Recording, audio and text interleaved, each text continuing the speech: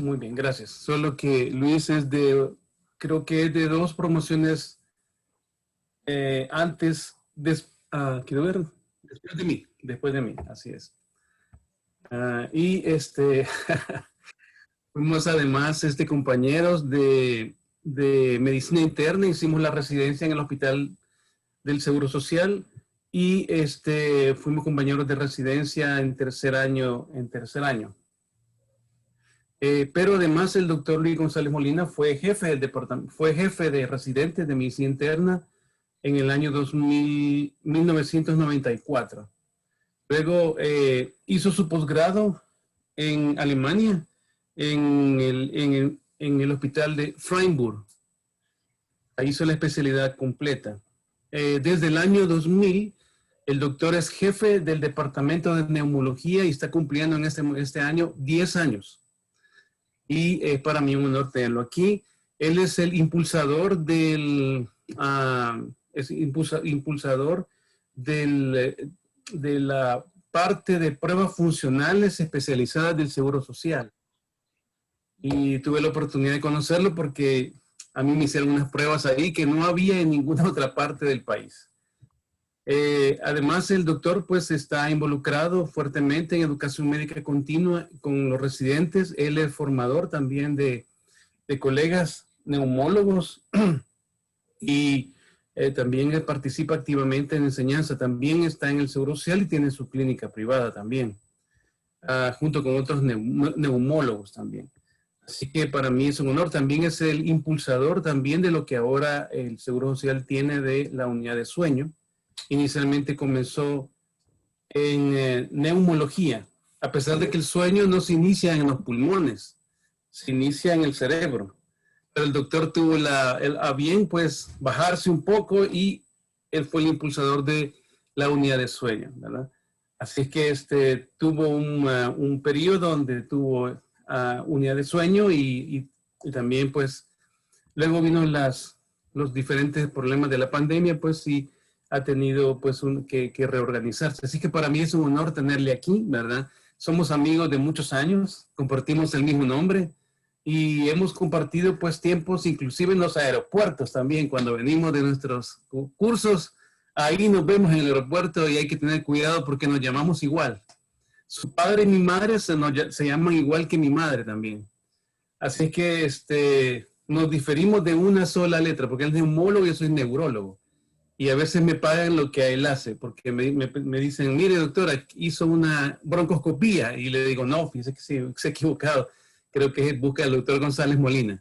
Así es que nos une una amistad muy grande, ¿verdad? Pasa muy ocupado y por eso a veces no ha estado con nosotros en cursos, pero ahora se ha comprometido de aquí en adelante, pues estar con nosotros apoyándonos. Así que para mí es un honor, Luis, tenerte aquí, ¿verdad? Quisiera que pudieras hablar un poquito y ver si puedes activar tu escritorio y tu computadora para que puedas tener acceso a la pantalla. ¿Está listo? Muy buenos días. Después de esta presentación tan amistosa de Luis González, es interesante cómo los tiempos se cruzan, Luis. Cómo a ti te parecen 10 años, pero son 20 años. Estamos en el 2020, fíjate, ya son 20 años. 20 años, es cierto. 20 años. De servicio. Y fíjate, yo siento que han pasado 10 años, pero son 20, ¿cierto? El tiempo ha pasado terriblemente. El tiempo pasa, es inexorable. Y bueno, en eso estamos, ¿verdad? Estamos por cumplir tiempos y lo que nos toca es compartir lo que ya casi 30 años de práctica nos ha enseñado, ¿verdad? Vamos a tener un curso que espero yo cubra algunas de sus expectativas en cuanto a los problemas neumológicos más frecuentes que enfrentamos. Con mucho asma es quizás la patología más frecuente de la especialidad. En el Seguro Social tenemos una consulta de alrededor de 3.500 pacientes mensuales y el 80% de ellos son asmáticos. Asmáticos que requieren atención de tercer nivel. O sea, estamos hablando de alrededor de 2.800, 3.000 pacientes mensuales. Es un número impresionante, tomando en cuenta que EPOC, que es otra de las patologías importantes, no se acerca siquiera a esos números, ni otros de los trastornos. O sea, la cantidad de pacientes con asma de estadios avanzados que vemos en el servicio es bien grande. Entonces podemos predecir que en general, en la población, en general hay mucho paciente con asma. Pero vamos a hablar también sobre la enfermedad pulmonar obstructiva crónica en su momento. Vamos a hablar también de espirometría, que es uno de las solicitudes que hizo el doctor González y que creo que vale la pena que nos embarquemos un poquito en eso. También del uso de los aerosoles, que es uno de la terapia inhalada es uno de los problemas con que nos enfrentamos a diario y que creo yo que ganando experiencia en utilizar adecuadamente y seleccionar adecuadamente los aerosoles, podemos ayudar bastante a nuestros pacientes. Y vamos a hablar también un poco de hipertensión arterial pulmonar al final, que aunque no es frecuente, pero es una patología que es importante reconocer, que es importante diferenciar de otras formas de hipertensión pulmonar y que vamos a tomar. Bueno, este día vamos a comenzar tocando el tema de asma y vamos a hablar un poco de la patogenia, clasificación y diagnóstico. No creo que entremos a tratamiento. Vamos a tratar de concentrarnos en esas partes que aunque son de las más aburridas del tema, pero que espero que logremos de alguna manera hacerlo pues accesible para la mayoría. ¿Por qué GEMA?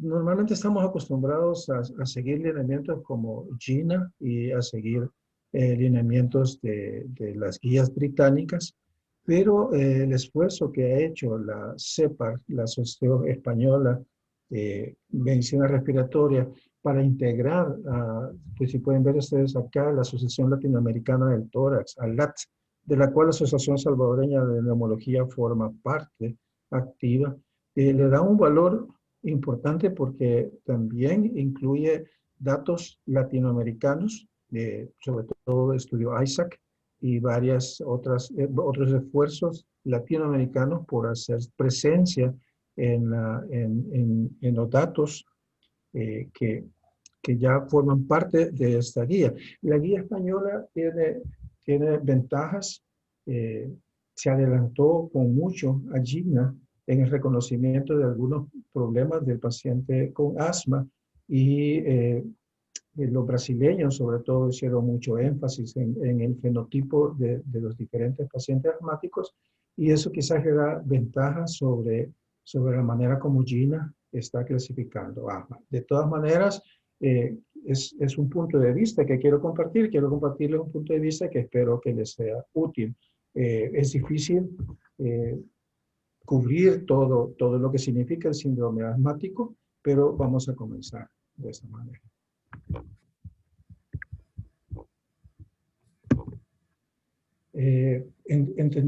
Intentaremos ahora ver la definición, algunos aspectos de prevalencia, patogenia, factores de riesgo, estudios para el diagnóstico y lo de tratamiento lo vamos a dejar para la futura sesión.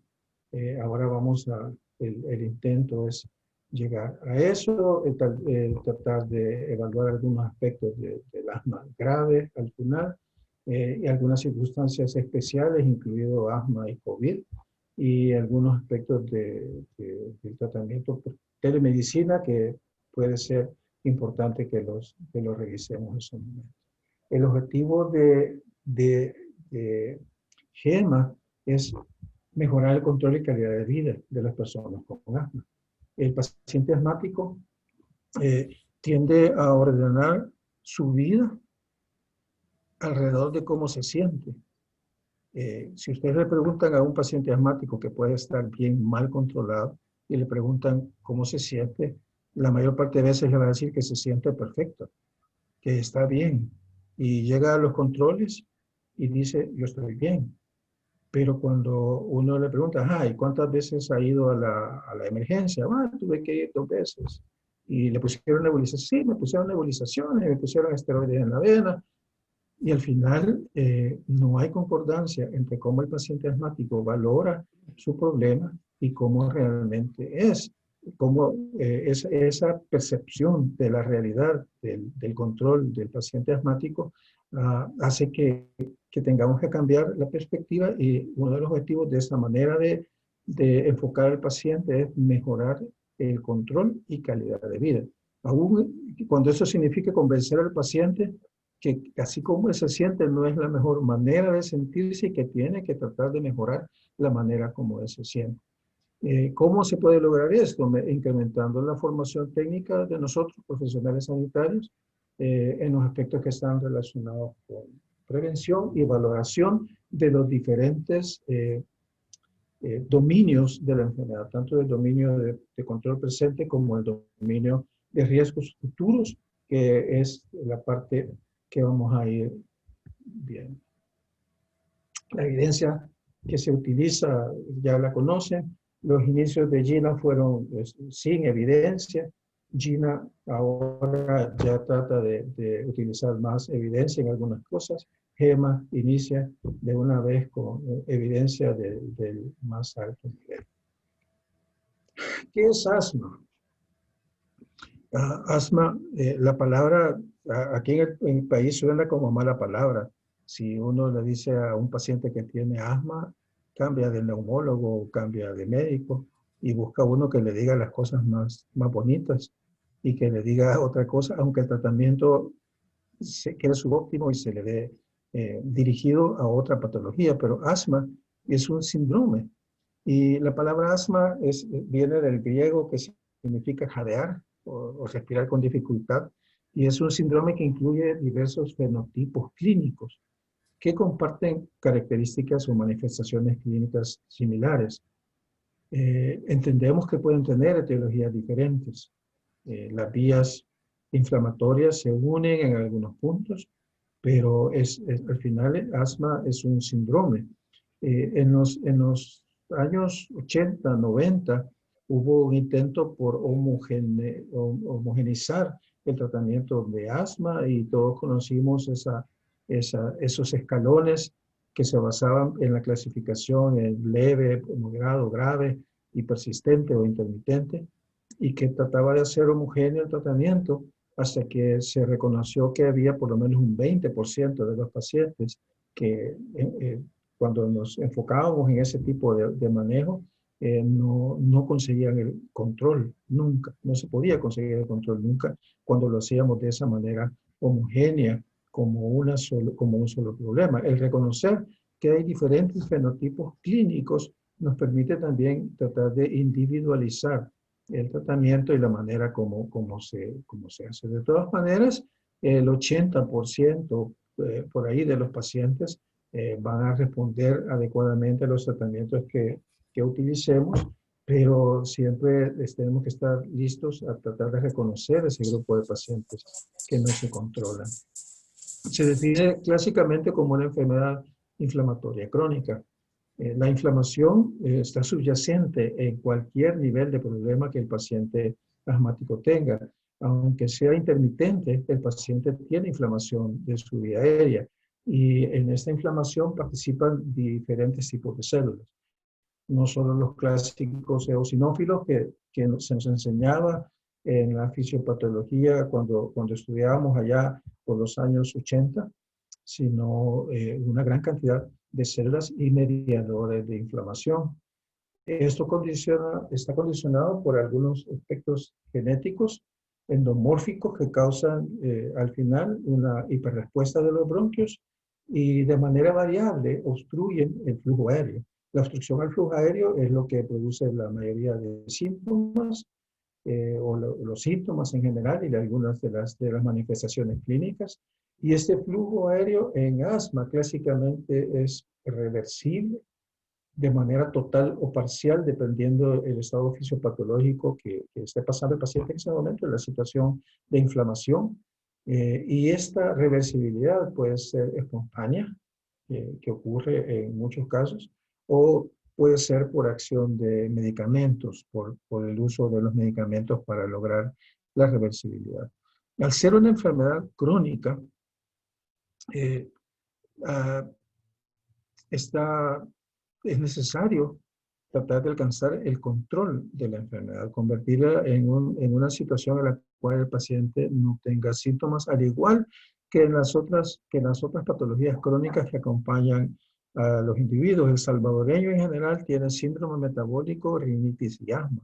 Esa combinación la vemos de manera frecuentísima en este grupo de pacientes que vemos ahí en la consulta externa, con síndrome metabólico, hipertensión y lo que tenga, además asma y rinitis. Y esa combinación de cronicidad nos hace a veces difícil que el paciente entienda que las estrategias que se utilizan para controlar su enfermedad tienen el mismo nivel de estrategias de cronicidad que se usan para el tratamiento de hipertensión o tratamiento de síndrome convulsivo, por ejemplo, que podrá el paciente en un momento determinado decir, como ya no convulsiono, suspende el medicamento, porque no tiene síntomas. Eso ocurre con el paciente asmático, que ya no tiene síntomas, suspende los tratamientos, a pesar de que debemos entender que nosotros estamos tratando el control presente de la enfermedad, sino que estamos buscando controlar los riesgos futuros, especialmente los ataques, las exacerbaciones, porque la mortalidad en asma no ha disminuido, sigue muriendo y una cantidad similar de pacientes. Los pacientes que entran en ese tipo de crisis están en riesgo de morir, y al final las exacerbaciones ponen en riesgo la vida del paciente, pero también son de las cosas más problemáticas para la sociedad. Una carga en incapacidad, una carga en uso de los sistemas de salud, una carga en los usos en la madrugada de los sistemas de salud, que es frecuentísimo. Aquellos que todavía hacen turnos tienen que pensar que los pacientes asmáticos tienden a llegar en la noche, en la madrugada, que es cuando se presentan sus molestias normalmente. ¿Qué tan frecuente es asma? La frecuencia de asma es bien variable. Representa una carga que puede andar entre el 10 y el 13% en muchos lugares, en muchos países. En España se ha medido alrededor del 10% de los adolescentes tienen asma, y de estos algunos progresan a asma de adulto. Hay una predominancia ligeramente superior en el sexo femenino. Lo vemos también en nuestro país de manera gruesa. Hay una predominancia del sexo femenino, aunque en general en la consulta externa del Seguro Social hay una predominancia del sexo femenino, que podría sesgar un poco los datos que tenemos, pero en general la prevalencia de asma en el salvadoreño tiene una predominancia de 2-1 entre mujeres y hombres. ISAC, que se hizo en niños y adolescentes, demostró que tenemos una prevalencia de alrededor del 25% en El Salvador, que está muy por encima de las estadísticas mundiales. En México anda por ahí por el 10-12%, y Costa Rica puede tener 35%. Nosotros estamos en una zona intermedia de alrededor del 25%. Quiere decir que entre los adultos, 1 de cada 4 podría tener asma. Es tan frecuente como eso. Pues de manera afortunada, la mayoría de los pacientes asmáticos son intermitentes o leve persistentes, y van a tener bien pocas manifestaciones, pero tanto como 1 de cada 4. Esto hace que se vuelva muy frecuente que tengamos parejas de pacientes que son asmáticos, él y ella, y que en un momento determinado Los hijos de estos tienen más riesgo de tener asma sintomática en algún momento de su vida, porque es algo que vemos con frecuencia. Pueden ver ustedes que en los datos globales, El Salvador no tiene datos disponibles para GEMA, pero para China sí. En China ustedes pueden ver El Salvador en las estudios de prevalencia, lo van a ver en rojo porque tenemos más de 10% de prevalencia, parecido, es muy por debajo de México, perdón, de Costa Rica, más que México. México tiene más EPOC que nosotros. México tiene muchísimo más EPOC que nosotros, pero tiene menos asma en ese sentido. ¿Cuáles son los factores de riesgo para que aparezca el síndrome asmático en el adulto? Me voy a referir a los adultos con respeto. No sé, entiendo que puede haber pediatras o gente, colegas que trabajan más con niños, pero mi rango de acción es con adultos y me voy a referir a adultos en general, que es mi área de trabajo. Deben distinguirse los factores asociados a la aparición del síndrome asmático de aquellos factores que son desencadenantes de los síntomas. A veces confundimos los factores para que el paciente sea asmático con los factores que ponen en riesgo de desencadenar los síntomas o que se agudice el asma y se descompense. Los factores asociados al aparecimiento de asma más estudiados los vamos a ver y hay mayor relevancia cada vez de factores genéticos y hay realmente mucha preponderancia en ese sentido de cómo el endotipo está condicionando el fenotipo de nuestros pacientes. ¿Cuáles son los factores que tienen mayor relevancia? Pueden ver aquí con el nivel de evidencia que tenemos, pero atopia, por ejemplo, es uno de los factores, pero el nivel de evidencia C. La menarquia temprana, la obesidad, la hiperrespuesta bronquial y la rinitis. Esta hiperrespuesta bronquial asociada a infecciones virales en la infancia, que es uno de los factores de riesgo para que se presenten el síndrome asmático. Algunos factores perinatales, algunos de ellos son protectores. Algunos de ellos son protectores, otros son de riesgo y también factores ambientales. La presencia de aerogenos, de infecciones respiratorias, tabaco, contaminación ambiental.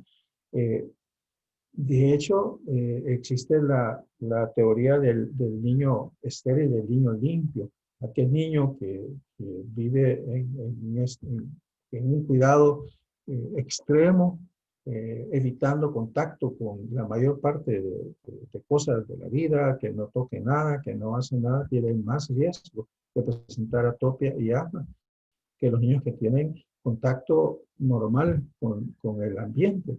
Ese contacto normal con el ambiente pareciera tener un factor protector. No la contaminación, que sí es un factor de riesgo. Y algunos fármacos que se han relacionado con el riesgo de aparecimiento de asma. Paracetamol, acetaminofén.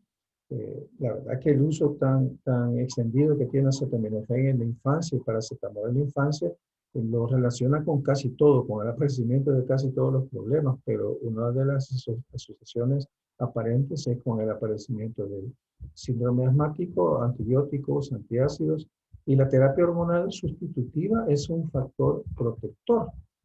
La terapia hormonal es un factor protector, aunque el nivel de evidencia es bajo, pero parece ser un factor protector solo con estrógenos.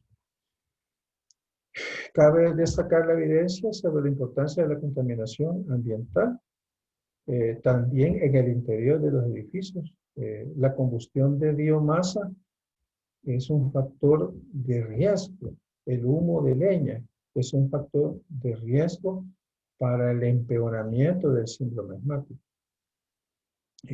Se ha buscado con mucho la correlación entre humo de biomasa, el humo de leña, y aparecimiento de EPOC, pero está más relacionado con el aparecimiento de asma y empeoramiento de asma.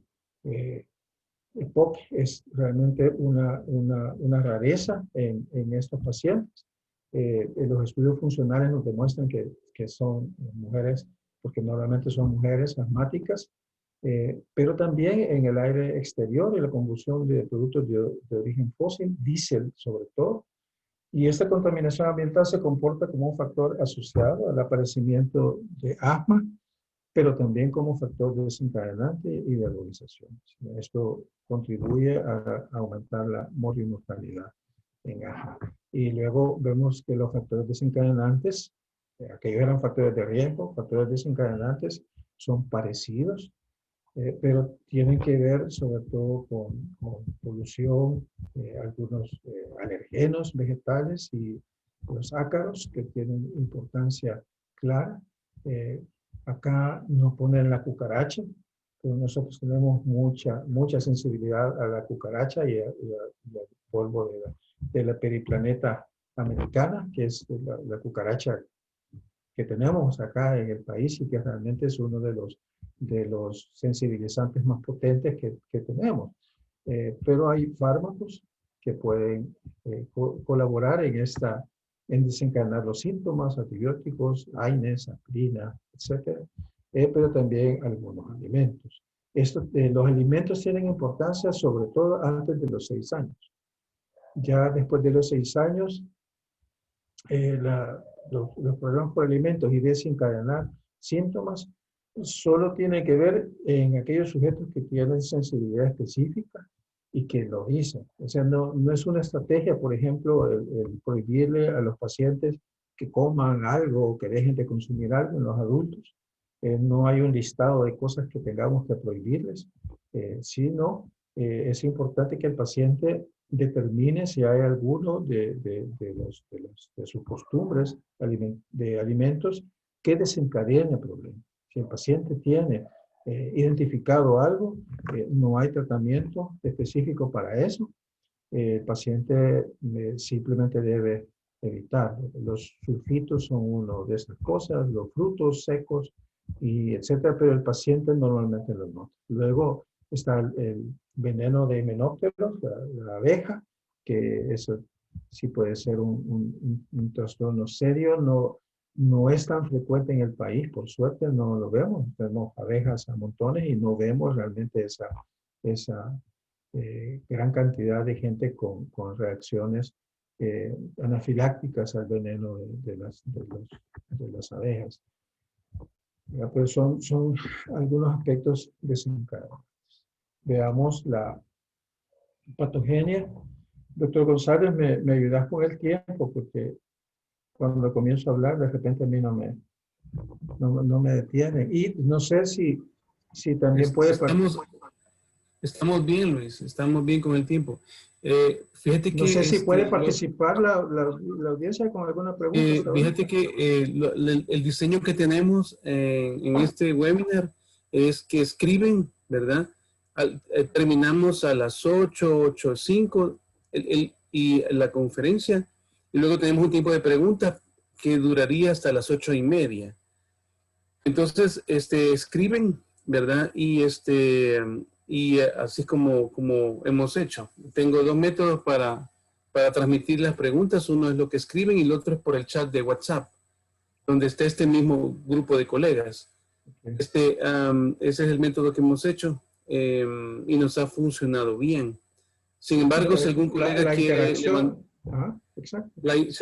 quiere levantar la mano, yo diría que levante la mano, ¿verdad? Y yo te sugeriría que dejáramos ese periodo al final, ¿te parece? ¿O quisieras interaccionar ya? ¿Cómo te sentís? Pues así como se sientan ellos también, porque la idea es que todos nos estamos bien. A mí me estimula si hay preguntas en medio también, pero igual. Muy bien. Bueno, hagamos el intento. Colegas pueden hacer una pregunta hasta acá que tengan. Podemos 2 métodos. Si quieren pueden abrir el micrófono, hacer una observación de viva voz. Lo pueden escribir. En el escrito no hay nada ahorita. Están todos porque aquí los veo. Y si no, pues no hay preguntas, ¿verdad? Perfecto, perfecto. De hecho, es una de las partes por las que dejo el espacio de preguntas, mm, porque precisamente lo tratamos de pasar por alto. Son cuestiones que no necesariamente le damos la preponderancia que debe de tener, pero conocer el riesgo de mi paciente, conocer el riesgo de sus exposiciones, hace diferencia en muchas de las cosas que hacemos con ellos. Pero luego la definición de asma, que es importante que quede claro, que estamos hablando de un síndrome inflamatorio que puede tener diferentes fenotipos. Eso cambia mucho la manera como estábamos abordando asma como una sola patología. Pero entonces, veamos la patogenia. Veamos la patogenia y en qué sentido la podemos trabajar. La inflamación de este síndrome afecta toda la vía respiratoria.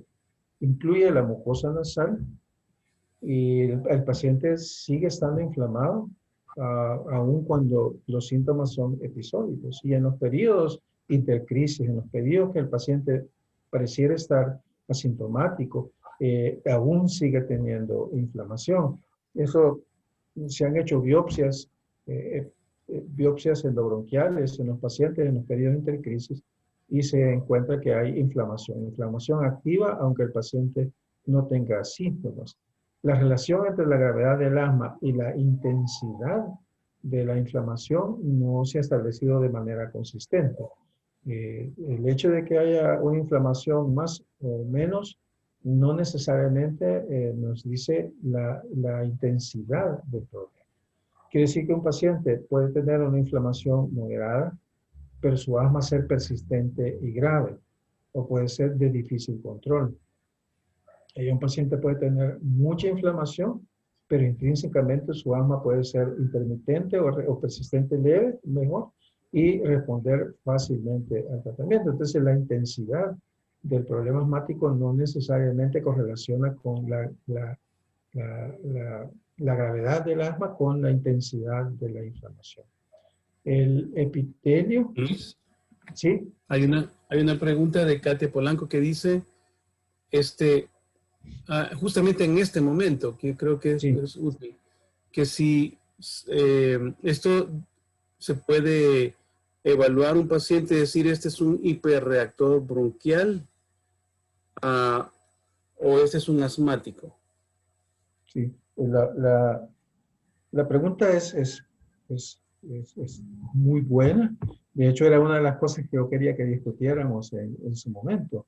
La hiperreacción bronquial, y lo vamos a ver más adelante, es una característica de varias situaciones.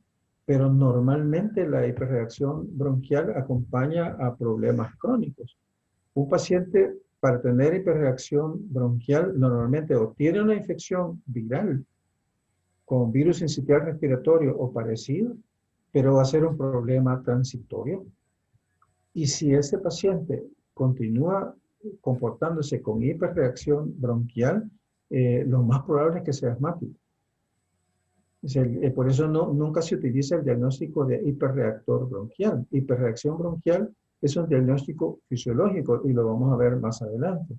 Para decir que alguien tiene hiperreacción bronquial, yo tengo que hacer espirometría y provocarle una caída del 20% de su F1 con una estimulación específica. Entonces yo puedo decir que es hiperreactor bronquial. Yo no puedo decir que alguien es hiperreactor bronquial porque tiene sibilancias o porque tiene tos o porque tiene disnea en el contexto de una patología cualquiera. Eso no lo convierte en un hiperreactor bronquial. La hiperreacción bronquial se diagnostica fisiológicamente con espirometría y con broncoprovocación específica o no específica. Entonces, no se debe utilizar el diagnóstico de hiperreactor bronquial. Yo puedo hablar de que alguien tiene hiperreacción bronquial en el marco de una infección o hay pacientes con EPOC que tienen hiperreacción bronquial y hay pacientes, la mayoría de los pacientes que tienen hiperreacción bronquial son asmáticos, la gran mayoría. Entonces, no se debe hablar de hiperreactor bronquial como término diagnóstico. No, no existe tampoco como categoría de la CIE 9 o CIE 10, porque no es un diagnóstico clínico. Hiperreacción bronquial es un diagnóstico fisiológico que debe hacerse con espirometría. Entonces la pregunta realmente es muy buena en ese sentido y yo quería que lo discutiéramos porque uno de los diagnósticos con los cuales nos topamos bien frecuentemente con esos pacientes que dicen yo soy hiperreactor bronquial. A mí me han dicho que soy hiperreactor bronquial y ese término no debiera de utilizarse como término clínico. Lo que tenemos que hacer es tratar de catalogar a nuestro paciente. Si nuestro paciente es asmático, es asmático. Y si no lo es, Entonces, pues sí. aquí hay una observación en WhatsApp y otra aquí en este punto. Claro. Entonces, esa etiopatogenia que estás mencionando ahí no se aplica para pacientes en la comunidad que están tosiendo. Solamente tendría que ser un estudio especializado de espirometría para que lo puedas catalogar. No, estamos hablando de hiperreacción bronquial. Eh, Sí, para, o para, sea que para, para ese asma paciente.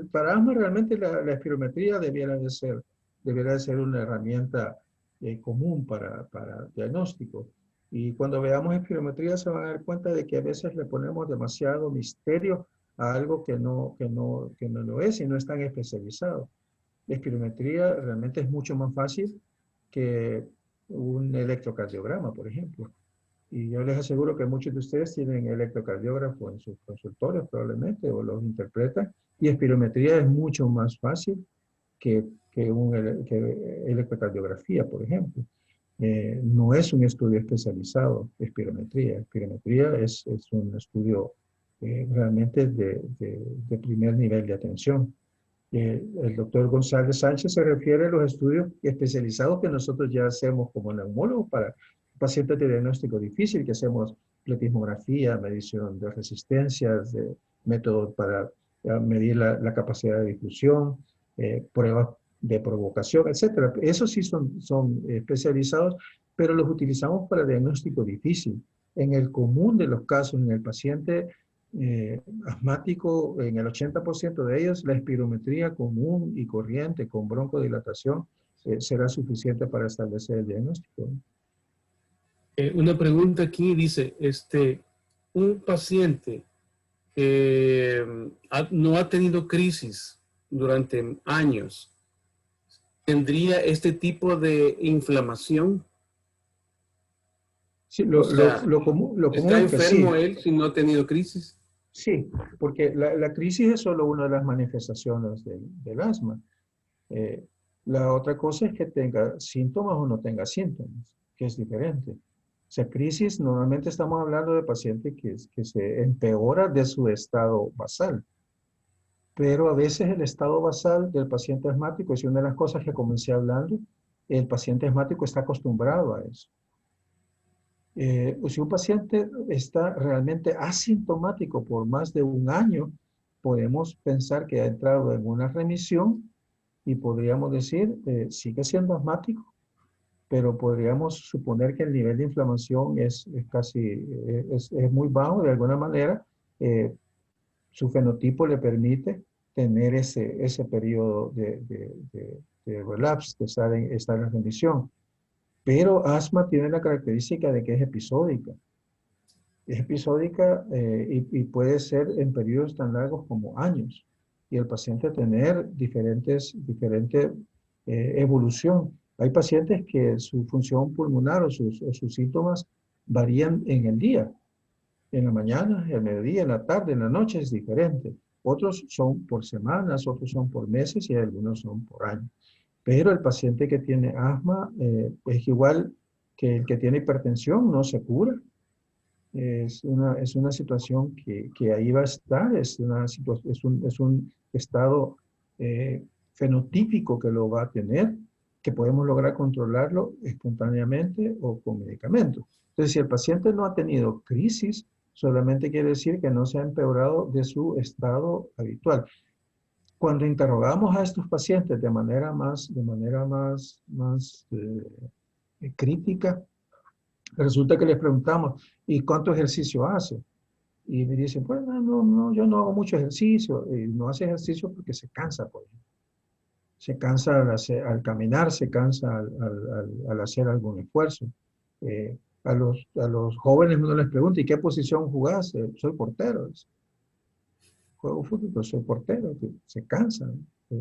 O dicen que es quizás porque estoy gordito, porque me canso. O tienden a ir dando explicaciones. La disnea de esfuerzo es una de las manifestaciones crónicas de asma que pasamos desapercibido. La otra cosa es la tos en la mañana. Los pacientes tosen por las mañanas y les parece que es normal toser. Toso, dice, y es normal, toso, es que tiene tos solo la normal, dice, pero es que no es normal toser. Uno no debe toser. Y el paciente asmático se acostumbra a toser y a tener esas molestias. O que pueda tener sibilancias ocasionales que no le provocan dificultad respiratoria. Y la sensación de opresión torácica que despierta a muchos pacientes con sensación de angustia que no la identifican como problema asmático, pero que puede despertar a los pacientes con dificultad respiratoria o ansiedad, angustia o crisis de pánico y que pueden ser simplemente una manifestación crónica de asma que no se identifica como una crisis. O sea, que el paciente no tenga crisis o exacerbaciones solo es uno de los dominios del asma crónica, que quiere decir pues, que ese paciente tiene poco riesgo de muerte, pero la ausencia de crisis no quiere decir que no haya inflamación. La única manera de hacerlo sería midiendo algunos marcadores o haciendo una biopsia del bronquio, pero si el paciente está asintomático y su función pulmonar está normal, lo consideraríamos como controlado y tampoco vamos a invadirlo innecesariamente. Pero eso es lo que pasa, identificar realmente qué síntomas tiene el paciente, que es muy diferente a que el paciente tenga crisis. La crisis es dramática y todos la diagnosticamos. El problema está en identificar los síntomas que tenga el paciente crónico que no está en crisis. Elena Guerrero hace una pregunta con respecto al diagnóstico, pero no sé si estará incluido alguna diapositiva más adelante. ¿Qué pregunta? Si no tenés espirometría, ¿cómo haces el diagnóstico en la comunidad? Sí, es como que me dijeran si no tengo tensiómetro, ¿cómo hago el diagnóstico de hipertensión? Hay que conseguirlo. Hay que conseguirlo. La verdad que existe. Y sí, la duda de la doctora es común en toda Latinoamérica. Y en Latinoamérica se han hecho algunos esfuerzos por utilizar instrumentos como Asthma Control Test o algunos instrumentos que permiten seguir al paciente, pero no hay que confundir una técnica que es de diagnóstico con una técnica que es de seguimiento. Para el diagnóstico de asma, y fíjense, esto es bien específico para el diagnóstico de asma, y lo voy a tocar aquí porque no lo toco más adelante. La medición de pico flujo sí puede ser diagnóstico. Y tener medidores de pico flujo no está fuera del alcance de la mayoría. Es mucho más barato que un tensiómetro o una estetoscopio. Medir picoflujometría pre y post broncodilatador es diagnóstico también de asma. Y la variabilidad diaria de más del 20% en las mediciones de pico flujo entre la mañana y la tarde por una semana también es diagnóstico de asma. O sea que en la comunidad nosotros debemos tener espirómetro. Yo siempre hago la comparación con el electrocardiógrafo porque en muchos lugares en la comunidad hacen gran esfuerzo por tener un electrocardiógrafo y poder tomar electrocardiograma a sus pacientes. Y son mucho más caros que los espirómetros sencillos, espirómetros de mesa. Hay espirómetros computarizados que pueden costar $4,000, pero un espirómetro de mesa puede costar $600, $800.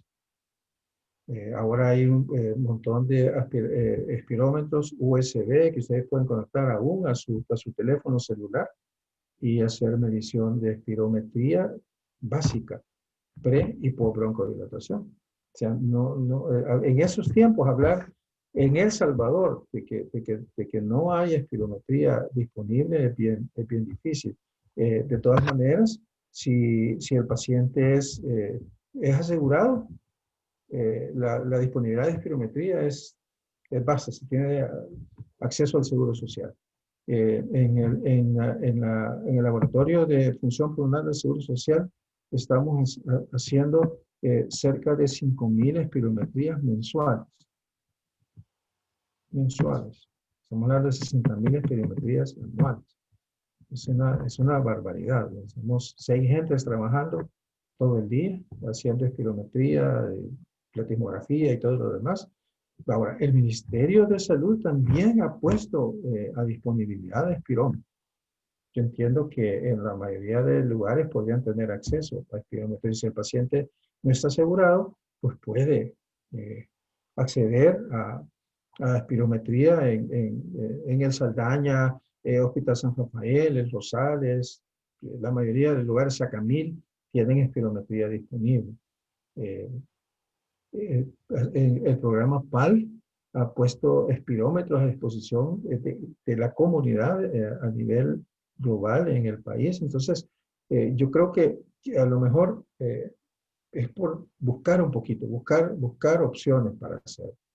Si por alguna razón de veras no es posible, o hay pacientes que no pueden hacer espirometría, entonces el diagnóstico se hace clínica y se valora respuesta a tratamiento, que es algo que pasa en los niños menores de 3 años, por ejemplo, que no pueden hacer espirometría, y entonces ahí sí se valora un tratamiento, una prueba terapéutica de 3 meses.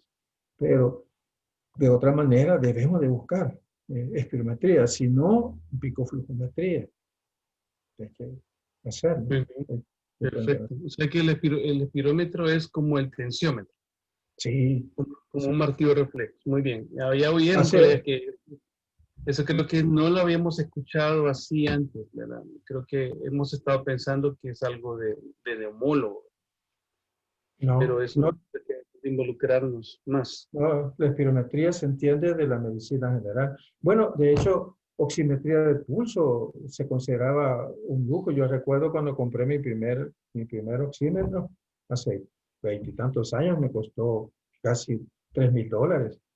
Y ahora ustedes compran un oxímetro con $50. Pues es una cosa de locos ahora, de diferentes tipos. Y oximetría de pulso es parte del examen físico normal de un paciente ahora, ¿verdad? Y espirometría debería ser parte del examen físico de todo paciente respiratorio.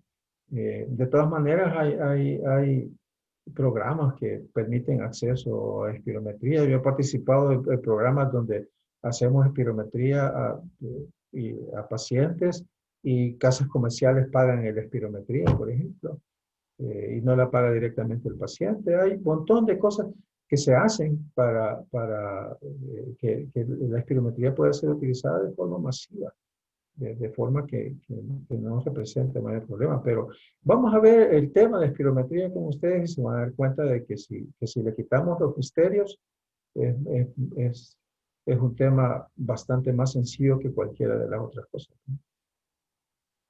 Muy bien, gracias. Solo la última pregunta es, desde Álvaro Cortés, pregunta con respecto al BEF7, litros.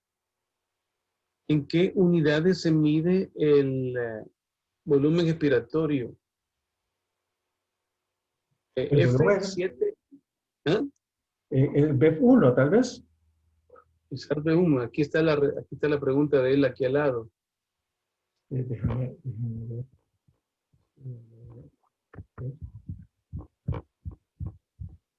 Aquí donde participantes está aquí esta pregunta. Chat. Ajá.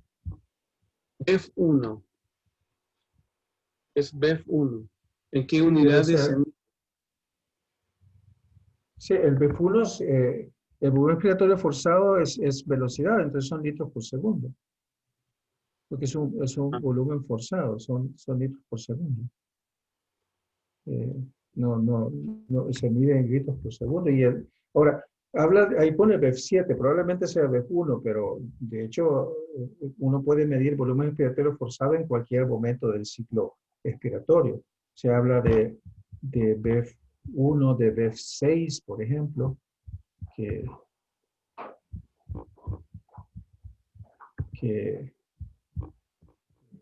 se utilizan en diferentes estados.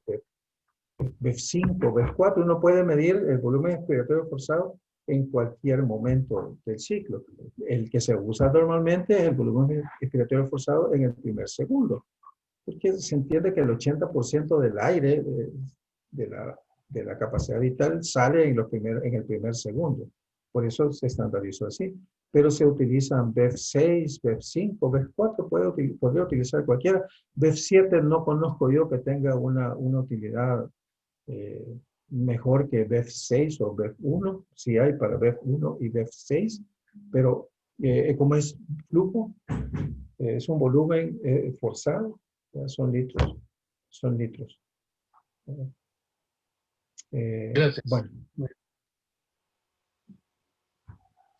Bien, veíamos entonces que la inflamación no afecta solo a los bronquios, sino a toda la vía aérea.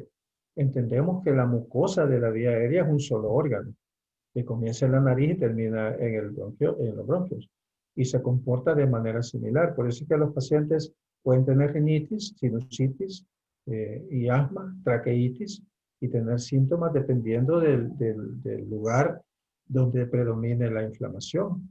Fenotípicamente el paciente se comporta de maneras distintas. La relación entre la gravedad y la intensidad de la inflamación no se ha establecido. El epitelio inicia respuesta a sustancias inhaladas y secreta citocina. Acá es donde comenzamos a ver que las interleuquinas tienen ese papel crucial en la activación del sistema innato tipo 2. Estamos hablando de helper H2, TH2. El TH2 es quizás la célula que tiene mayor participación, pero los TH1 también tienen participación importante en este caso.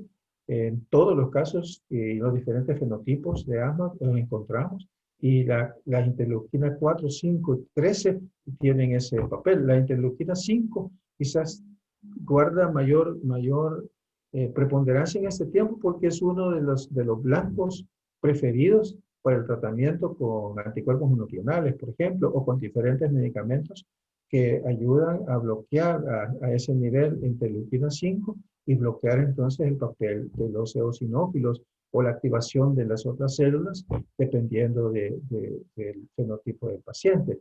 Una vez activadas las células linfoides innatas, los TH0, una vez activadas, estos comienzan a secretar las citocinas proinflamatorias y las interleuquinas diferentes y nos dan la respuesta T2. Los TH2 secretan citocinas antes descritas, y los pacientes que desarrollan la inflamación TH2, que es lo que normalmente vemos, tienen además otras moléculas como la interleuquina 17, que intervendrían en la denominada asma TH2 bajo o asma eosinofílica no alérgica, que es uno de los fenotipos interesantes que tenemos que ver.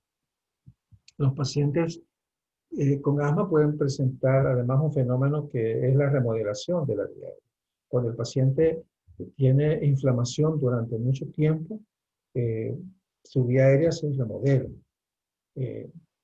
Mucho tiempo, aún con o sin tratamiento. Hay pacientes que, la mayoría sin tratamiento, que la desarrollan, pero aún con tratamiento, el paciente asmático grave puede desarrollar remodelación de la vía aérea. Aquí se engrosa la capa reticular de la membrana basal, hay fibrosis del bronquio. Fíjense, no fibrosis pulmonar, no confundamos que hay fibrosis del pulmón, hay fibrosis del bronquio, hipertrofia de la musculatura, proliferan los vasos, hay hiperplasia de las glándulas mucosas y hipersecreción de moco. Entonces aquí hay una pérdida progresiva de la función pulmonar. Hay obstrucción no reversible. Este fenómeno de remodelación puede pasar en el paciente asmático.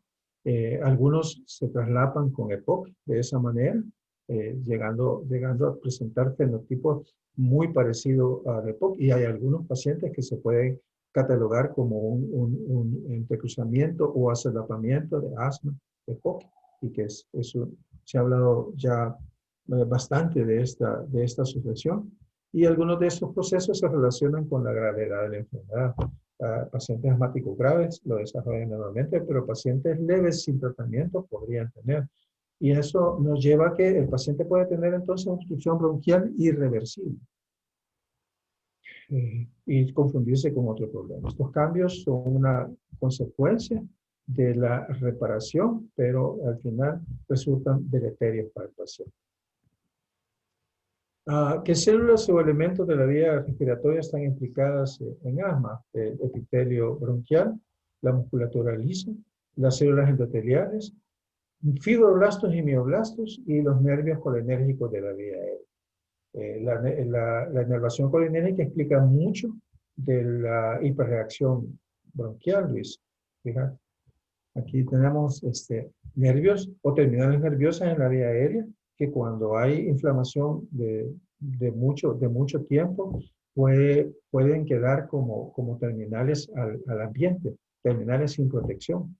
Y estas terminales que están sin protección dentro de la vía aérea pueden ser activadas o pueden provocar tos sin necesidad de un estímulo específico, porque el simple aire frío puede desencadenar problemas en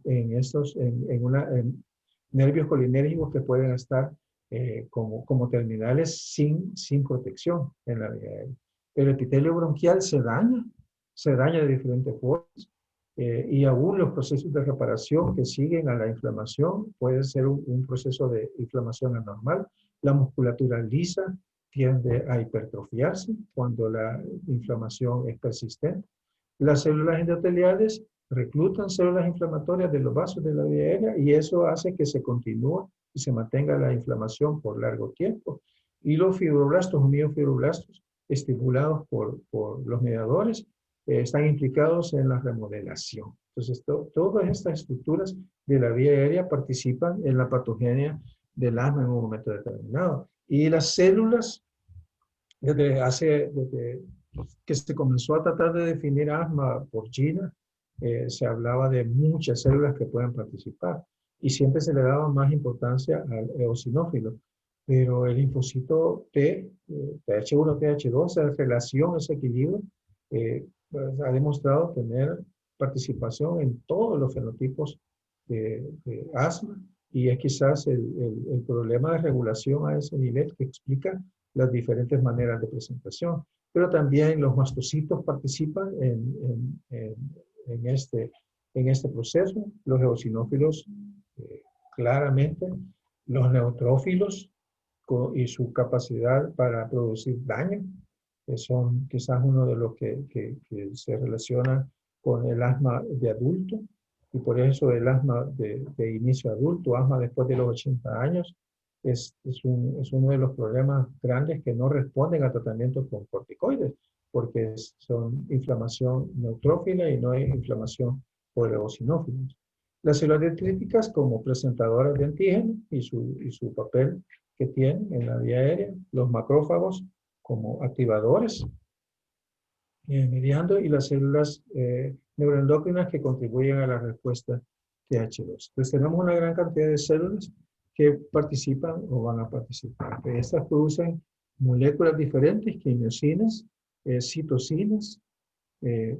Las interleuquinas 5 es la necesaria porque esa diferencia y permite la supervivencia de los eosinófilos, pero también la 13 con la síntesis de IgE, la 17 que no está aquí en el listado, la 25 y 33, y una gran cantidad de interleuquinas que están relacionadas con diferentes procesos.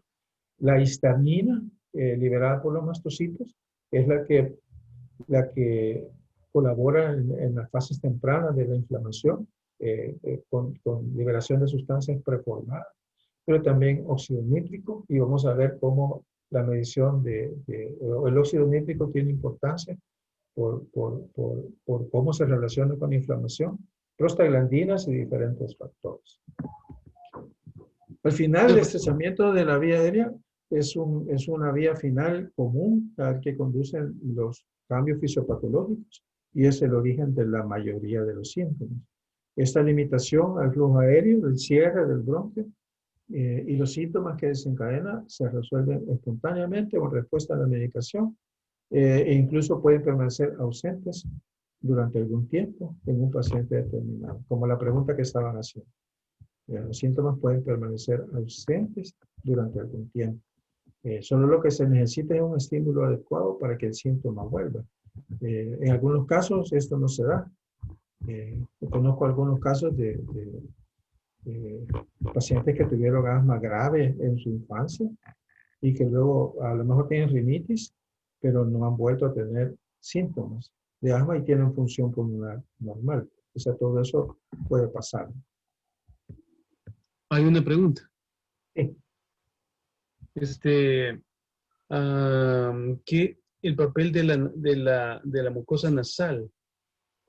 En la diapositiva anterior que hablaba de, este, de la remodelación, del tejido ahí, cuando hablaba de la siguiente, ese término que mencionaste ahí de la remodelación de la mucosa, que si esto incluye la nariz, y si la nariz tiene que ver en la etiopatogenia, de tal manera que un colega ha mencionado que puede haber asma, o sea, la rinitis alérgica puede ser un espectro del asma. O sea, la rinitis alérgica tiene una relación directa con el riesgo de presentación de asma. De hecho, uno de los esfuerzos que se hace en niños y adolescentes con rinitis es buscar estrategias de prevención, intentando hacer prevención primaria para que no presente síntomas de asma. Al final, la mucosa, decimos, se entiende como un solo órgano y lo que inflama la nariz, lo que inflama la mucosa nasal, puede inflamar la mucosa de la vía aérea en general y termina siendo una vía final común. La asociación en ese fenotipo del paciente asmático atópico entre rinitis y asma es grande. La relación es directa. Por supuesto que si los síntomas nasales son persistentes, la mucosa nasal y de los senos paranasales sufre remodelación. Por supuesto que sí. Hay hipertrofia, hay hiperplasia, hay fibrosis, hay diferentes fenómenos de remodelación de la vía aérea superior que no necesariamente correlacionan con el nivel de problema que se tenga en la vía aérea inferior. Ya porque de hecho la vía aérea superior tiene mayor ataque, está expuesta a más problemas que la vía aérea inferior, precisamente por el filtro que significa la vía aérea superior. Pero por supuesto que el paciente con rinitis tiene riesgo grande de presentar problemas de vía aérea inferior, asma. Pero vemos muchos casos de pacientes que tienen rinosinusitis, neutrófilos, con inflamación y que no desarrollan síntomas asmáticos. Eso sí lo vemos bastante, ¿verdad? Pero el riesgo existe, el riesgo es alto y depende del fenotipo del paciente. Sí, el asma alérgica está bien relacionada con rinitis y atopia de todo tipo. Hay una pregunta. Sí, Con respecto a las interleuquinas, sí. el papel de la 13, ¿Cómo? de anticuerpos monoclonales contra esa interleuquina. Sí, blancos para las interleuquinas hay muchos. La interleuquina 13 tiene eh, el papel importante que libera, o sea, permite la síntesis de la IgE y también la metaplasia de las células mucosas. O sea, interleuquina 5 es para diferenciación y supervivencia de los eosinófilos, pero la producción de IgE está relacionada con la interleuquina 13. La interleuquina 13 tiene preponderancia bien abajo ya en la en la cascada de inflamación, que tiene que ver con la producción de IgE. Tiene que ver con la producción de IgE, con la secreción, con la diferenciación, la activación de células plasmáticas. O sea, al final, interleuquina 13 es un blanco interesante. Uno de los anticuerpos monoclonales que se están probando va contra interleuquina 13, pero la verdad que estando tan abajo en la cascada, no ha demostrado ser superior a los que son contra la interleuquina 5, que están, omalizumab y otros que están mucho más arriba en la cascada. Y por eso cubren un mayor espectro de problemas. Pero para pacientes específicos, los biológicos son una respuesta bien importante. Por suerte, los fenotipos salvadoreños no son de este tipo. En el Seguro Social, por ejemplo, hemos buscado pacientes que puedan someterse a este tipo de tratamientos y no hemos encontrado ni uno en 20 años. En 20 años. Entonces, y buscándoles, midiéndoles IgE, midiendo diferentes formas de sensibilización y no se encuentran.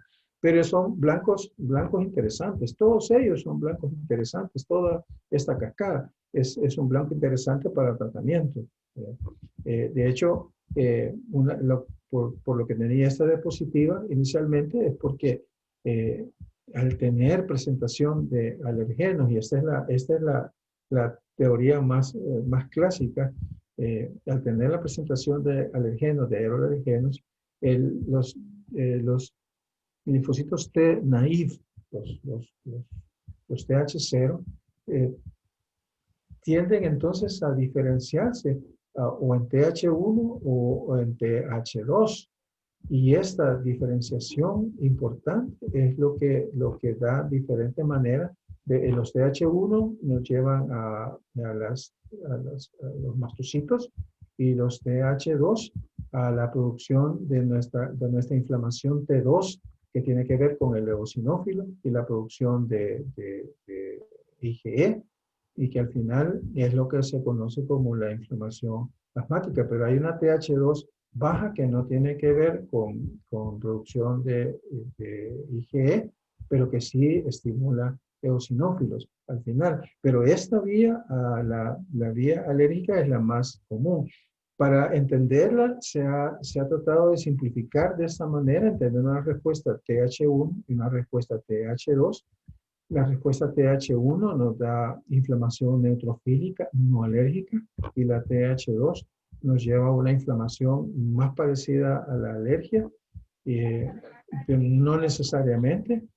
Sin embargo, es una inflamación donde los mediadores, histamina, prostaglandina, leucotrienos y enzimas se parecen mucho a esa respuesta alérgica. Y aquí tenemos entonces las dos vías por las cuales el paciente puede tener síntomas de asma por inflamación diferente. Lo que entendemos entonces es que este tipo de problema inflamatorio que tiene el paciente puede desencadenarse inicialmente por diferentes fenómenos. Ya vimos los factores de riesgo, pero tanto alergenos como contaminantes pueden ser desencadenantes.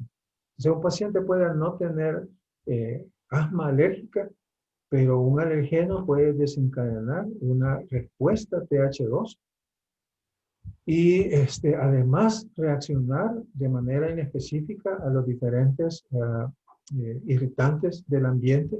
Y la vía común al final es que el paciente puede tener la contracción del músculo liso y la producción de sustancias por eosinófilos. Y hay pacientes con inflamación eosinofílica no alérgica y pacientes con inflamación eosinofílica alérgica.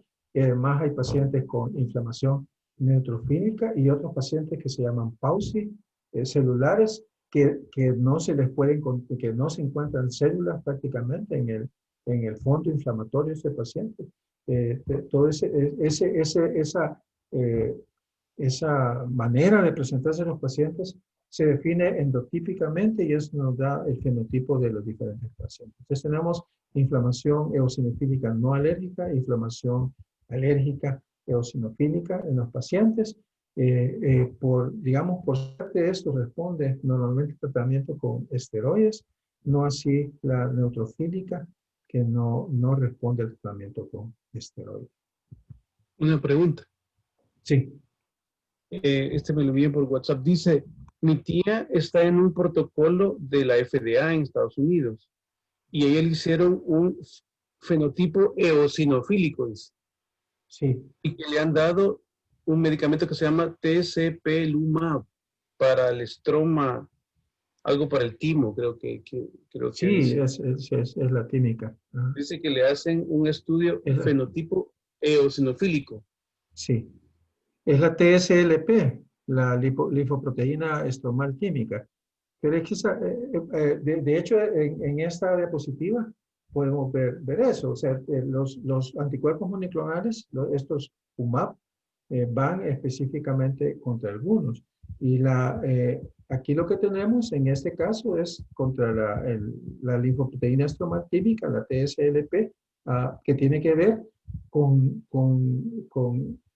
detener la diferenciación inicial, detener la diferenciación de las células linfoides innatas, esas que están ahí en la mucosa bronquial, que no llegan de otra parte, sino que están innatas ahí como células linfoides y que se van a diferenciar en TH1, TH2.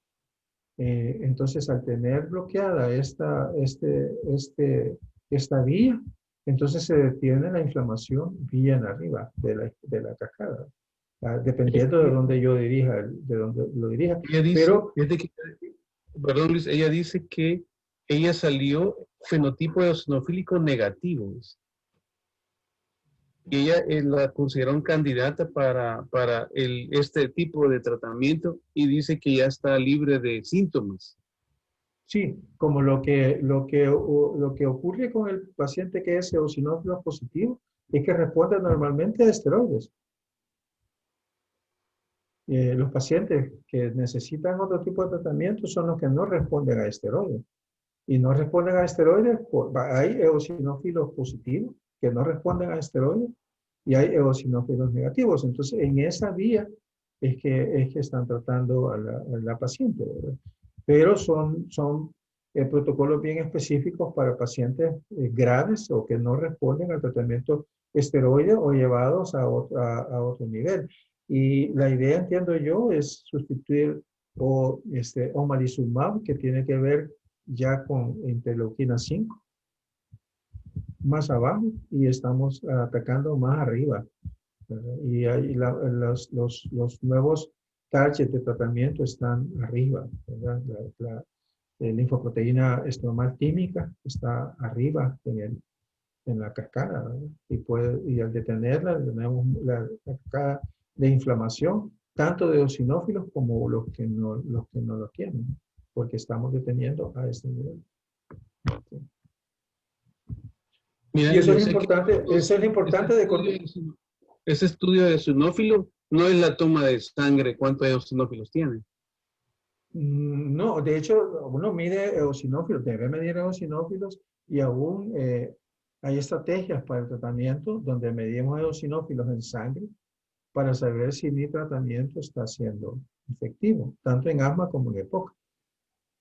El uso de esteroides está el biomarcador que se ha encontrado, que de alguna manera correlaciona, es la medición de eosinófilos en sangre o en esputo.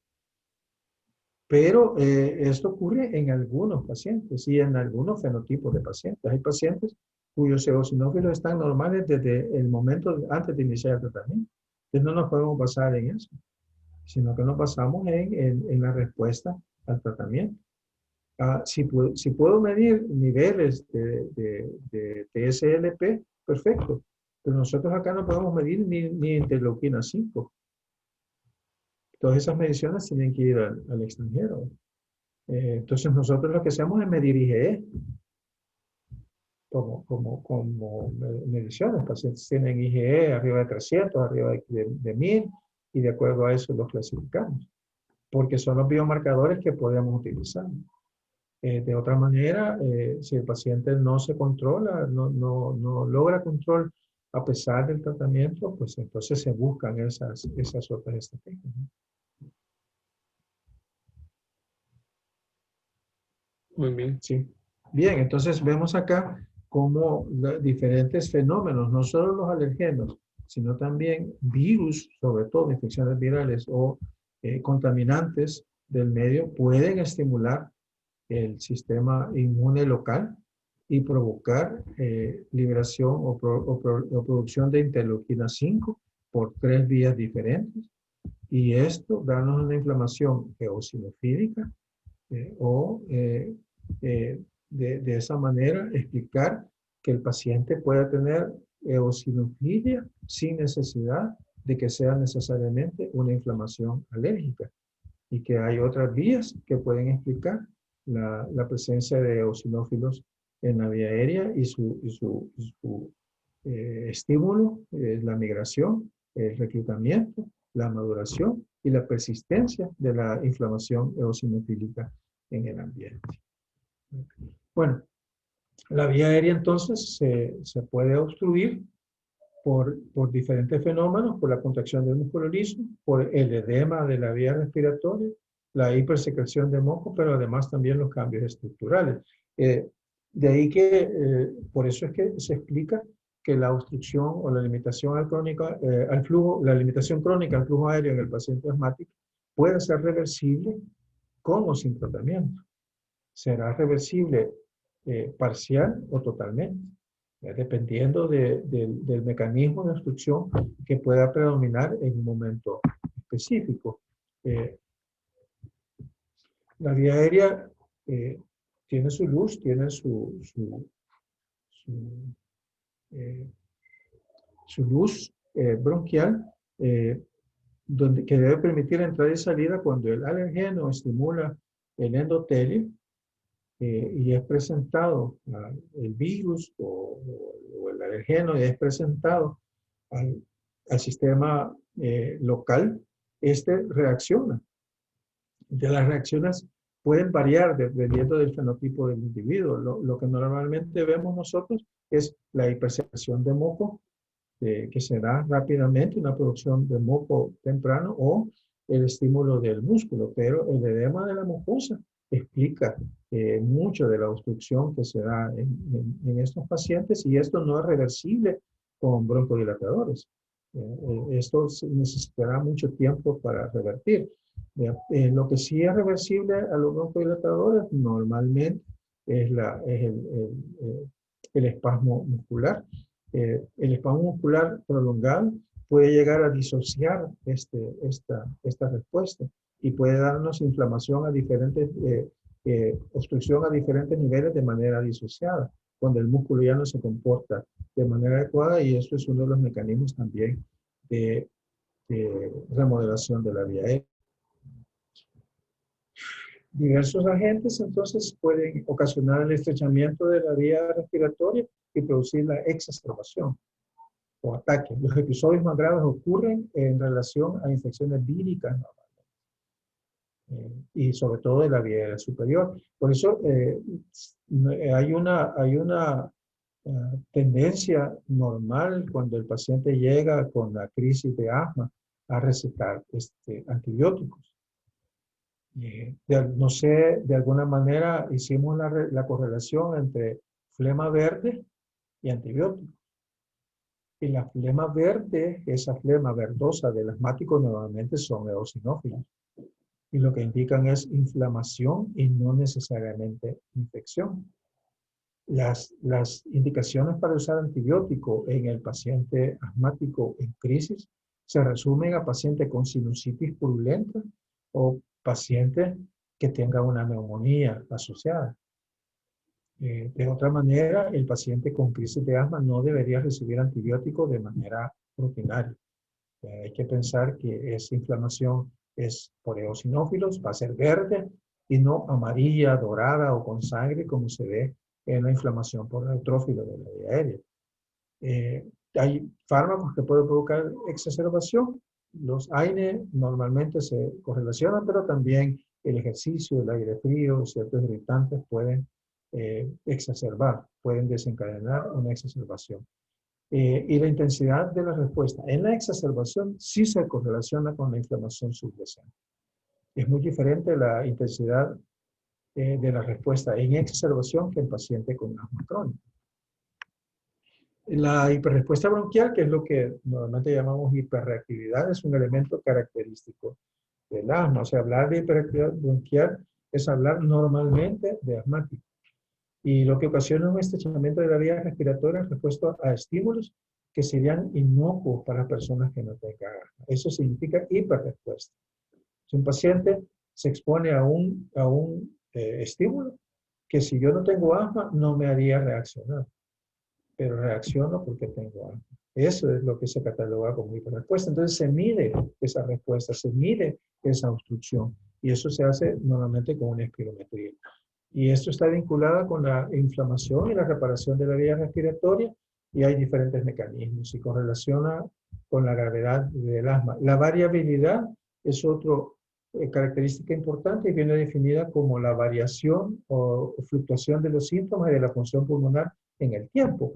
El paciente asmático, si se le da un medidor de pico flujo, yo no sé por qué a salvadoreño no le funciona esto. Yo les doy medidor de pico flujo a mis pacientes y no lo hacen. Se les olvida, no lo quieren hacer, no llevan el diario, me dicen, me ponen cualquier cantidad de excusas y no lo hacen. Pero cuando pueden medir esta variabilidad en los pacientes, pueden ver ustedes cómo varía de día a día y de la mañana a la tarde. Y si aplicamos una fórmula, lo normal es que esa variabilidad fuera menor del 10%. Variabilidad mayor del 20% es diagnóstico de asma e indica hiperactividad bronquial en un momento fisiopatológico determinado en un paciente. Cuando se mide en el tiempo y se compara mañana y tarde y en los diferentes días que se puede hacer la medición. La hiperrespuesta bronquial tiene diferentes mecanismos. Una es la contracción excesiva del músculo liso, que resulta por el aumento, hay más masa muscular, el músculo se hipertrofia y está excitado y la contractilidad celular es mayor. Entonces responde a cualquier estímulo. Responde aún al mismo broncodilatador. Muchos pacientes se colocan el broncodilatador y experimentan tos inicialmente como una hiperrespuesta de la vía aérea. Pero también se desacopla la contracción, como veíamos en el video, puede resultar que la pared tenga inflamación, la inflamación sea irregular, que no sea homogénea, pero se pierde esa capacidad del músculo para responder adecuadamente a un estímulo determinado y desacoplarse en la vía aérea, y esto provoca la hiperrespuesta bronquial. La vía aérea también se engrosa la pared se hace más gruesa, y ese edema y los cambios estructurales hace más fácil que se contraiga, que una contracción leve se manifieste como un problema más grave en un paciente determinado, pero también los nervios sensoriales sensibilizados. La inflamación lo provoca, la denudación de la mucosa, dejando desnudas los terminales nerviosos, también produce esta broncoconstricción exagerada. Vemos también eso en traqueitis, que hay pacientes con toses traqueales por nervios sensibilizados y tiene que ver con hiperrespuesta de la vía aérea en general. Creo que ya llegamos a las 8:15, Luis. Sí, ya llegamos, sí. Hay una pregunta de la doctora Ana María Coste. Una paciente asmática hasta los 8 años. Luego no pasa más. Ajá. ¿Se embaraza? ¿Puede ser desencadenante el embarazo? Sí. De hecho, uno de los desencadenantes importantes del asma en la mujer es mujer joven, mujer adulta, es el embarazo, pero el embarazo desencadena problemas de asma en alrededor del 30% de los pacientes. Hay 30% de las pacientes asmáticas que van a empeorar su asma o que van a presentar síntomas de asma solo durante el embarazo. De las pacientes que son asmáticas, el 30% permanece igual, sin cambios, y hay un 30% que mejoran notablemente durante el embarazo. O sea que el embarazo tiene ese comportamiento diferente que dependiendo del fenotipo puede ser protector o puede ser empeorador.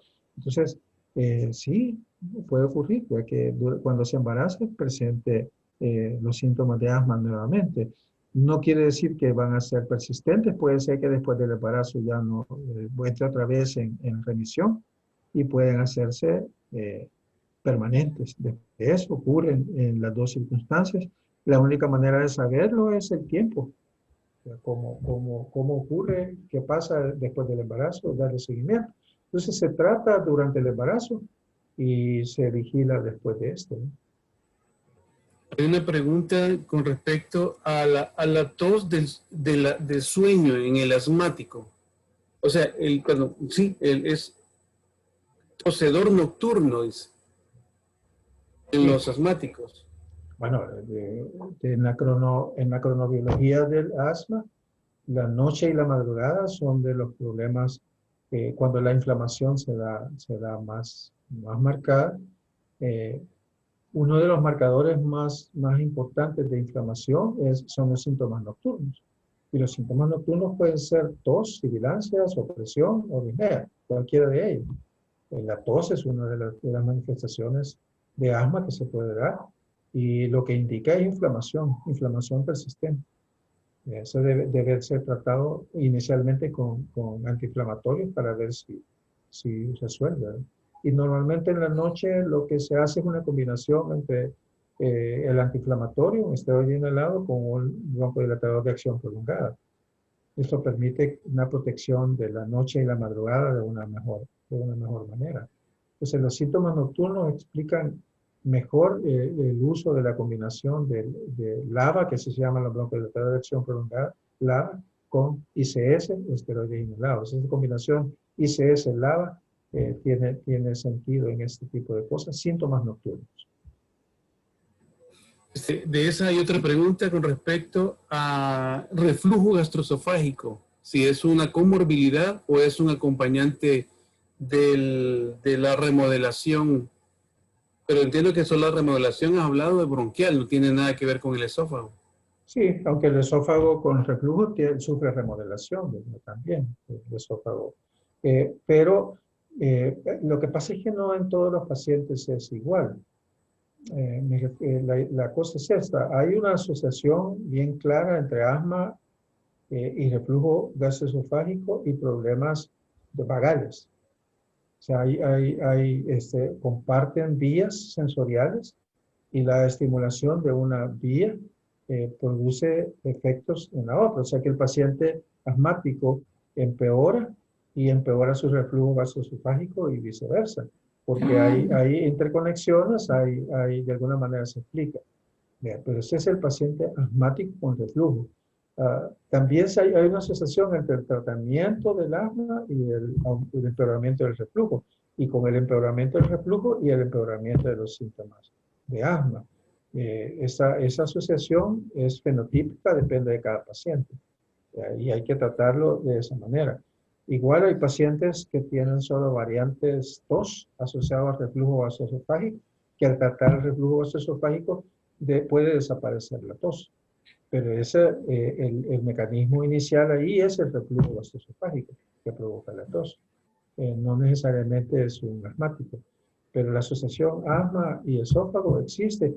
De hecho, hay algunas publicaciones que hablan de asma esofágica como una forma de presentación del reflujo, pero eso ya es bastante aventurado pensar en eso. Pero estamos en una época de fenotipos y buscar fenotipos y crear clusters de pacientes, y uno de esos clusters interesantes es el paciente asmático con reflujo gastroesofágico. Esa asociación existe. O sea, tampoco vamos a caer en decir, lo que usted tiene es reflujo, le voy a tratar el reflujo y van a desaparecer sus problemas. ni necesariamente decirle, usted tiene asma y no tiene que tratarse el reflujo. Vamos a abordar al paciente de manera individual. Y en estos momentos de medicina de precisión, interesa realmente seguir al paciente. O sea, no vamos a darle un tratamiento y olvidarnos de él. Ni tenemos que tener actitudes simplistas de pensar que todos los pacientes van a responder de la misma manera a los tratamientos que tenemos. Y tenemos que reconocer cuál es el problema de mi paciente para tratarlo de manera adecuada. Entonces, reflujo y asma están asociados. Están asociados y hay que tratar, igual que asma y rinitis están asociados, y hay que tratarlos en conjunto y ver hasta dónde llega la asociación. Nos quedan 10 minutos, pero yo tengo como varias preguntas aquí. Hay una pregunta que es la tos sibilante, esa tos que hace ruido. ¿Te dice algo de riesgo en un paciente? Que cuando tose es un chillido. Sí, hay que tratar de diferenciar. La tos traqueal tiene sibilancia interesante. Hay una variante de pacientes con traqueitis recidivante. Nadie se ha atrevido todavía a llamarle asma, pero hay pacientes, sobre todo pacientes que han tenido eh, eh, eh, tosferina o traqueitis por adenovirus que dejan la tráquea en mal estado, la dejan con hiperreacción, y la manera como el paciente con problemas traqueales crónicos reacciona es tosiendo, y la tos traqueal es sibilante también. La tos traqueal es sibilante. Ahora, si la tos tiene sibilancias asociadas a bronquios, eso normalmente es asma. Normalmente es asma. Entonces, ese paciente silba aquí, pero no en el estetoscopio, no cuando le ponen Sí, el estetoscopio en el pecho. exactamente. Se busca aquí, si el silbido es traqueal, y no es fingido, porque se puede fingir, si el silbido es traqueal, normalmente son traqueitis y este paciente pues no responde a esteroides o algo así. Ahí utilizamos de efecto local bromuro de patropium, por ejemplo, que puede tener efecto ahí en la tráquea. Y si es bronquial, el examen físico nos ayuda a diferenciar de dónde proviene la tos. Ahí hay que diferenciar. Si tengo dudas, hago espirometría. Tengo que hacer espirometría para tratar de hacer de manera clara qué es el problema que tiene mi paciente. La disfunción de cuerdas vocales, que también tiene tos sibilante, y es uno de los fenómenos que se confunden normalmente con asma y se tratan mal. Y los pacientes lo que tienen es disfunción de cuerdas vocales. Y no hay que olvidarnos que también hay tumores benignos y malignos que pueden silbar cuando se tosen. Es así. Ahora, cuando uno habla de las otras cosas que pueden ser, pareciera ser que esté diciendo no piensen en asma, no, al contrario. Primero piensen en asma y descarten asma como la causa más posible de eso. Y si no resulta ser, entonces piensen que otras cosas puede tener. Pero cuando nos dijeron en su momento que no todo lo que silba es asma, entonces ahí fue que dijimos, pues no hay asma. No todo lo que silba es asma, pero lo más probable es que sí lo sea. Lo O más sea, probable es que sí lo sea. Pero habrá casos en que no lo sea, y esos casos hay que investigarlos. Pero si tiene sibilancias y tiene los demás criterios, lo más probable es que tenga asma, ¿no? tengo 9 preguntas y solo tenemos 6 minutos. Fíjate que hay una pregunta muy interesante de la doctora Iris Larín que dice, las espirometrías ahora en el tiempo de coronavirus, de COVID, Sí. Eso ¿qué estrategias ahora se hacen? sí, la verdad que es uno de los procedimientos productores de aerosoles de alto riesgo. Se cataloga como de alto riesgo. Lo que estamos haciendo es proveyendo trajes de protección de nivel 3 a los técnicos. Eh, se ha cambiado la rutina completamente. Requiere mucho más tiempo. Requiere media hora entre procedimiento y procedimiento para descontaminar el área. Si tiene uno presión negativa en el área, lo puede hacer, pero en nuestro país no tenemos áreas con presión negativa. Entonces tiene que ser áreas ventiladas, sin aire acondicionado, sino ventiladas con ventilación natural. Y una vez hecha la maniobra, tiene que darse media hora para que haya descontaminación. Si uno puede tener ventiladores que saquen el aire hacia el ambiente, debe de hacerse. La otra cosa, por ejemplo, ya no tiene que estar el paciente cara a cara con el técnico, como normalmente se decía, sino que tiene que estar los dos viendo en la misma dirección, y si es posible el técnico a espalda del individuo. Nosotros estamos pidiendo PCR.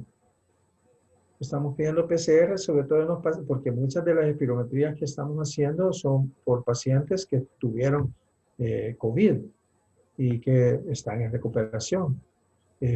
La verdad que si continúa siendo PCR positiva, es un paciente que va a estar muy temprano en su problema y antes de 3 meses no tiene sentido hacerle una espirometría.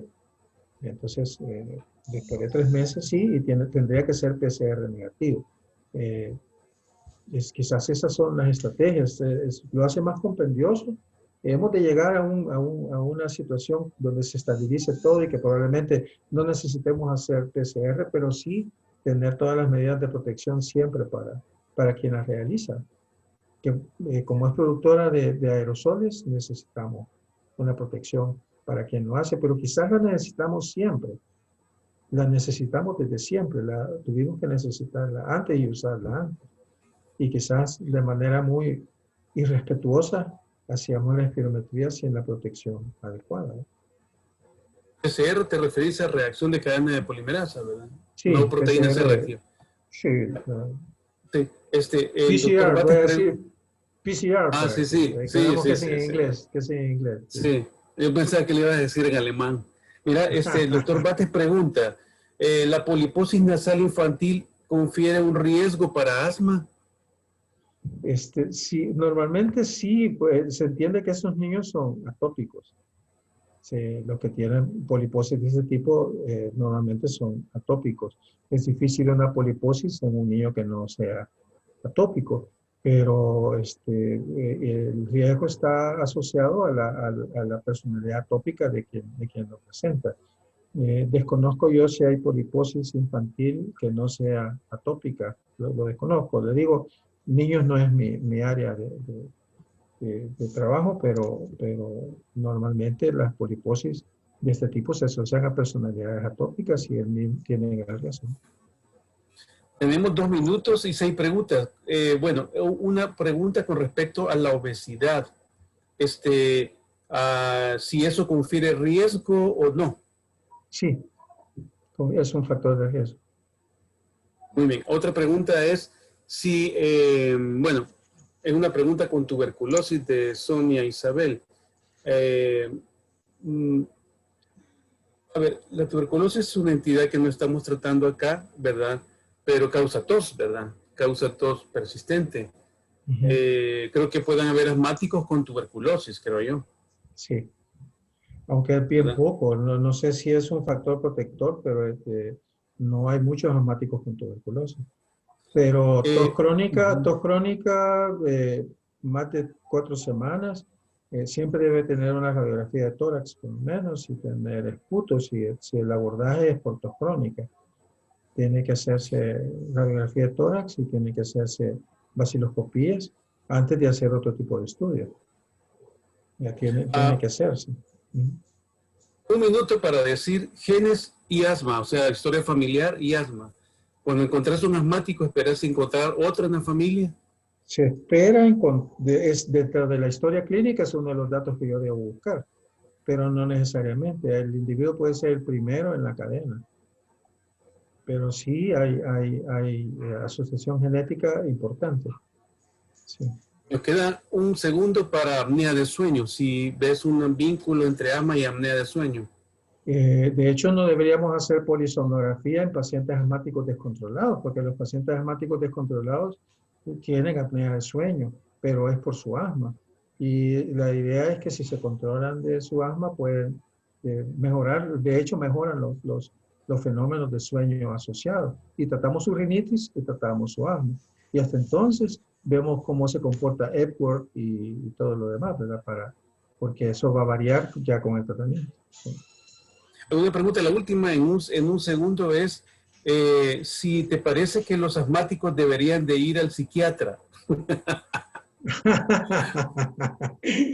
Quizás los médicos que tratamos a los asmáticos deberíamos ir al psiquiatra, pero la verdad es que... Esa pregunta la hace porque dice que puede haber emociones que produzcan reacciones asmáticas. Sí, lo que requiere el paciente asmático es empatía. Requiere que nosotros como médicos entendamos que el paciente puede tener rechazo a su diagnóstico, negación a su diagnóstico, miedos, atavismos, problemas culturales, y hay que tratar todo eso. Un paciente, sí he tenido pacientes psiquiátricos con asma, y esos son pacientes que tienen alto riesgo de muerte. El paciente asmático con problemas psiquiátricos tiene riesgo de utilizar mal su tratamiento y tiene riesgo de mortalidad alta. Entonces, eso se consideran siempre pacientes de alto riesgo. He tenido pacientes, por ejemplo, que dejan de ponerse el medicamento con tal de agravarse y tener incapacidad. Pero como fenómenos suicidas bien duros, porque son asmáticos bien graves. Sí, por supuesto que yo descubro algo así, necesito normalmente la ayuda de alguien que me ayude a tratar con el problema psiquiátrico del paciente. O sea, solo por asmático y los trastornos emocionales deberíamos nosotros como médicos tratar de resolver. Eso requiere tiempo, requiere que yo ocupe espacio para utilizarlo de mi tiempo de consulta para hacer ese tipo de empatía. Ahora, si descubro que hay un problema psiquiátrico que pone en riesgo al paciente, por supuesto que sí. Muy bien, se nos acabó el tiempo. Gracias a todos. Fueron buenas preguntas. Gracias. ¿Qué te parecen? ¿Verdad? No, Fueron perfecto. preguntas muy... y gracias, ¿verdad? A los colegas que me han escrito por chat también. Nos vemos el próximo sábado a esta misma hora por este mismo chat. Gracias, Luis. Nos veremos el próximo sábado. Hasta luego. Bueno, gracias.